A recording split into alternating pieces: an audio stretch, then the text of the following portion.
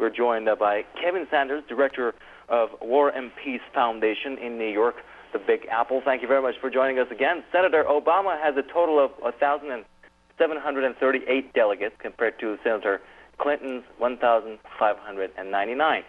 Will she be able to narrow or even close this gap? We should also remember that today Obama narrowly won Guam's Democratic presidential caucuses.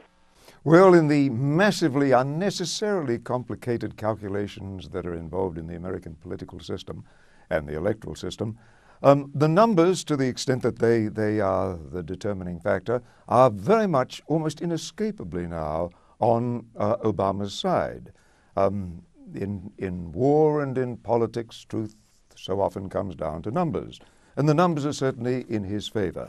The trend, despite the recent bumps in the road for Obama, the trend seems still to be in his favor. The magic, there's enough of the magic that is still with him, I think, to, on the basis of the numbers, on the basis of his own skills, his political skills, to assume that he will become the Democratic candidate and that he will go on to become the next president. All right. Would it be curtains for Clinton and her run for president if she lost in Indiana and North Carolina?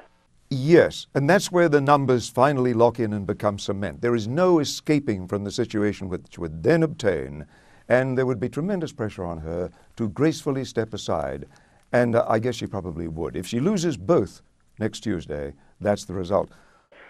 Both Obama and Clinton have been playing their anti-war card to win more votes. But Clinton has openly threatened to obliterate Iran if the Islamic Republic did any harm to Israel. How would you explain that? Well, I think that she was yet another mistake on her part. I think she should have been a little more cautious in her expression. She's given to these kind of vehement, violent declarations that she later has to retreat from or modify. That's an example. And I think that in terms of who is the most convincing against the war, it's undoubtedly Obama. He was against it from the beginning. He is the only major candidate who can say that he was against it from the beginning. And unfortunately, these disputes on the more sensational and scandalous or what Obama's pastor has been saying, these issues distract attention from the real issues of this election, the most important one of which is still, inevitably, the war.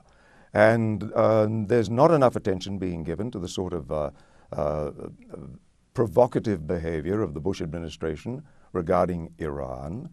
And that is why I think it was on this program, just after Admiral Fallon resigned, or in fact was fired, I said that I thought Obama would be very wise to announce that Fallon is his advisor on military matters. I would go further.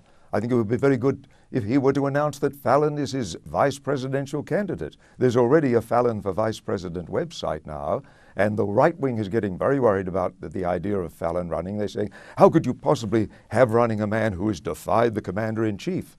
But when the commander-in-chief that has been defied is George Bush, and it's his outrageous, disastrous policies in the Middle East that are in question, then I think that people would be very happy to have somebody like General Fallon on the scene.